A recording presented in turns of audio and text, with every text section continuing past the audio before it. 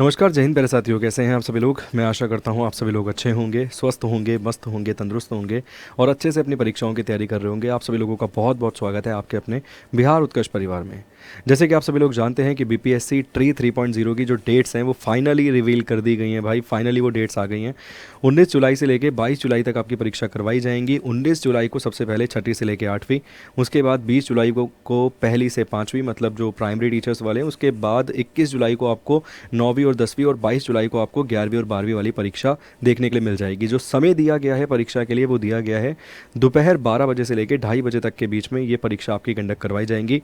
तो आशा तो यही है, उम्मीद तो हमारी यही है कि इसका इंतज़ार आपको नहीं था, आप पहले से तैयारी कर रहे थे और लगभग बहुत लंबे समय से आप तैयारी कर रहे थे, क्योंकि ऑलमोस्ट एक बार एग्ज़ाम कंडक्ट करवाकर उसे कैंसिल कर दिया गया क्योंकि उसमें चिटिंग्स पाई गई थी भारी मात्रा में। अच्छी खासी संख्या में ये देखने को मिला था कि चीटिंग हुई है। पहले तो आयोग इस चीज़ को स्वीकार नहीं कर रहा था, मगर जैसे जैसे करके परतें खुलती गई तो आयोग ने इस चीज़ को स्वीकार किया और भला मानिए कि उस पेपर को उठाकर कैंसिल कर दिया गया। अब देखिए, हमारे सामने बड़ा सवाल ये पैदा होता है और मेनली उन विद्यार्थियों की बात करूंगा जो पिछली बार पेपर देने गए मगर इतना अच्छा वो वहाँ पर नहीं प्रयास मतलब इतना अच्छा अटैम्प्ट उनका नहीं था और कहीं ना कहीं उन्हें कम उम्मीद थी कि सिलेक्शन हो पाएगा।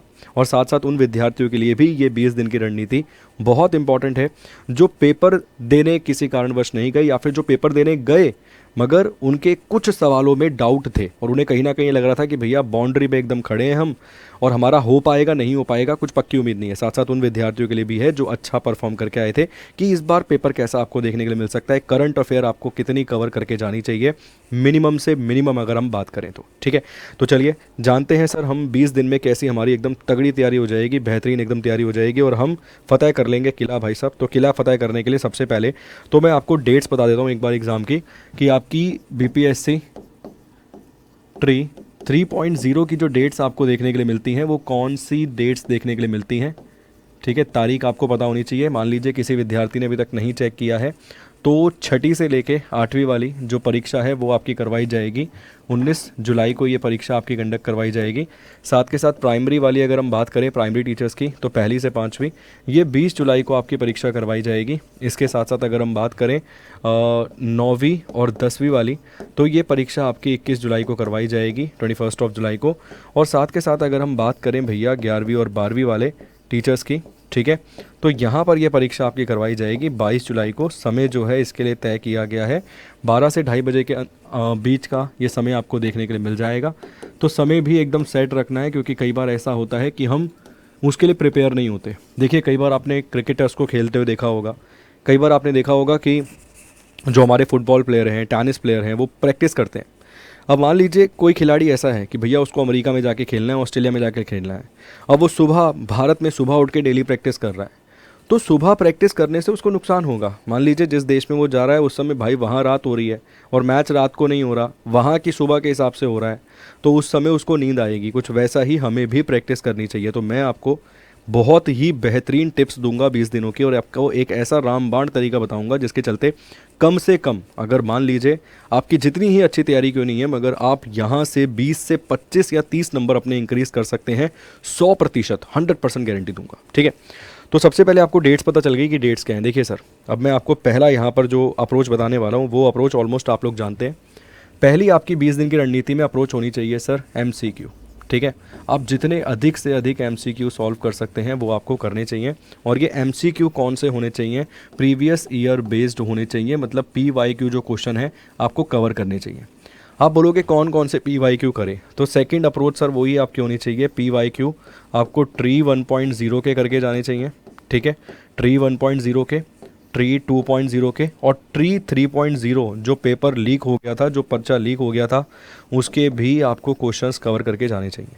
ठीक है, PYQ कौन से करने चाहिए, तो 1.0, 2.0, 3.0 जो बेसिकली लीक हो गया था पर्चा उसके क्वेश्चंस आपको करके जाने चाहिए। ये आपको कैसे मिलेगा, ये आप डाउनलोड कर सकते हैं बेसिकली साइट से, ये आपको पेपर्स जो हैं अवेलेबल हो जाएंगे, ये काम आपका हो जाएगा। ठीक है, अब ये तो एटलीस्ट आपको करना ही करना है। और इसके साथ साथ तीसरी अप्रोच आपकी यहाँ क्या होनी चाहिए, तीसरी अप्रोच यहाँ पर आपकी ये होनी चाहिए। मान लीजिए आपने वहाँ पर कोई हिस्ट्री का क्वेश्चन उठाया, मतलब मान लीजिए 1.0 में आपने देखा हिस्ट्री का क्वेश्चन। अब वो हिस्ट्री का क्वेश्चन जो था ना वो आपको देखने के लिए मिल रहा था सल्तनत पीरियड से, मतलब दिल्ली सल्तनत वाला जो पीरियड है वहाँ से वो क्वेश्चन आपको देखने के लिए मिल रहा था। तो जब आप पेपर को सॉल्व कर लेंगे ना पूरी तरह, उसके बाद हिस्ट्री से कितने क्वेश्चन किस टॉपिक से पूछे गए हैं बेसिकली उसको एक पन्ने पर लिख लीजिए। बहुत अच्छी अप्रोच बता रहा हूँ, इसके माध्यम से फिर कहूँगा 30 से 40 नंबर आपके बढ़ेंगे ही बढ़ेंगे। दुनिया की कोई ताकत नहीं है जो आपको इतने नंबर बढ़ने से रोक सकती है। ठीक, तो आपने हिस्ट्री का जब मतलब पेपर सॉल्व किया तो बेसिकली पेपर सॉल्व करने के बाद आपने देखा कि भैया हिस्ट्री के 10 क्वेश्चन थे और वो किन किन टॉपिक से थे। उसके बाद आपको क्या करना है, उन टॉपिक्स में आपकी कितनी अच्छी पकड़ है, कितनी अच्छी कमांड है उन टॉपिक पे, आपको वो चेक करना है। और अगर मान लीजिए कोई टॉपिक ऐसा है जिससे आपको क्वेश्चन नहीं आ रहा, आपका नहीं बन पा रहा, तो उस टॉपिक को अभी क्लियर कर देना है, क्योंकि अभी भी 20-22 दिन का समय जो है वो शेष है तुम्हारे पास। तो आंखों पे पट्टी बांध कर बैठने से परीक्षा क्वालिफाई नहीं होती है। सही जो एक नज़रिया है सोचने का और सही जो एक तरीका है उसके माध्यम से ही परीक्षा क्वालिफाई होती है। ठीक है, तो पहली अप्रोच ये एमसीक्यू पीवाईक्यू जो मिलता है भाई सब लगा दो। कौन कौन से लगाने, ट्री 1.0 2.0 3.0 लगा डालिए। इसमें अप्रोच क्या होनी चाहिए, इसमें अप्रोच होनी चाहिए सब्जेक्ट। जैसे मान लीजिए हिस्ट्री में सर अगर आप देखेंगे सिलेबस, उसने हिस्ट्री बोला है केवल, ठीक है ना, भारतीय राष्ट्रीय क्रांति बोल दिया उसने कि भैया जो भी भारतीय राष्ट्रीय आंदोलन है उनसे सवाल आएगा। भाई इतना बड़ा सिलेबस है भाई, कहाँ से आएगा नहीं बताया। हमें ये खुद निकालना है कि कहाँ से आएगा, वो कैसे पता चलेगा, पीवाईक्यू से। ठीक है, तो तीसरी अप्रोच आपकी ये हो गई। तीसरा काम आपको ये करना है सर। चौथा आपको काम क्या करना है, मैं व्यक्तिगत तौर पे सलाह दूंगा कि आपको इस समय के बीच में, ये जो 12 से 2:30 का समय आप देख रहे हैं ना, यहाँ पर डेली बहुत सारे प्रैक्टिस पेपर आपको बाहर मार्केट में अवेलेबल मिल जाएंगे। कोई भी प्रैक्टिस पेपर खरीद के लेकर आइए। यहाँ डेली अगले 20 दिन लगातार डेली एक मॉक आपको ज़रूर देना है। डेली क्या करना है, डेली आपको एक मॉक पेपर ज़रूर सॉल्व करना है। और टाइमिंग उसकी क्या रहनी चाहिए सर, टाइमिंग उसकी यही रहनी चाहिए 12 से लेके 2:30 बजे के बीच में ही। क्योंकि इससे ना आपका जो माइंड है उस समय पर एक्टिवेट रहेगा। जब आप परीक्षा में जाकर बैठेंगे ना तो आपको लगेगा मैं तो 20 दिन से परीक्षा दे रहा हूँ भाई, तो रोक के दिखा देता मैं तेरे अंदर। तो आपका दिमाग उस समय पे उतना ही ज़्यादा एक्टिवली काम करेगा। और ये चीज़ हमेशा ध्यान रखना, जब जब आपका एग्ज़ाम होता है, जो भी आपका एग्ज़ाम हो, उस समय के अंतराल में, उस ड्यूरेशन के अंदर ज़रूर काम किया कीजिए। वही सेम काम किया कीजिए जो आपको करना है उस दिन फाइनल डे जाकर। तो मेरी ये सलाह आपको है चौथी, कि 12 से लेकर 2:30 बजे के बीच में डेली एक मॉक पेपर, प्रीवियस ईयर नहीं, प्रीवियस ईयर तो भाई पूरे दिन लगा ही रहे हो तुम, वो तो करना ही है, मगर मॉक पेपर डेली कम से कम एक मॉक पेपर इस समय पे लगाना ही लगाना है।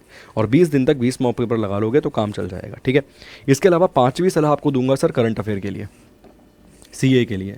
देखो सर 5वीं करंट अफेयर की सलाह मेरी ये है, देखो यार एटलीस्ट 6 महीने तो कवर करके जाओ, 6 मंथ्स तो करके ही जाओ। ठीक है, और ये 6 मंथ्स की करंट अफेयर की जो वीडियो है मैंने रिकॉर्ड कर दी है। मतलब बेसिकली ये आपको मिल जाएगी कब, ये 6 मंथ्स की करंट अफेयर की वीडियो आपको मिल जाएगी अपनी सोमवार को। ठीक है, कमिंग जो अपना मंडे है उस दिन आपको 6 महीने की करंट अफेयर की वीडियो मिल जाएगी।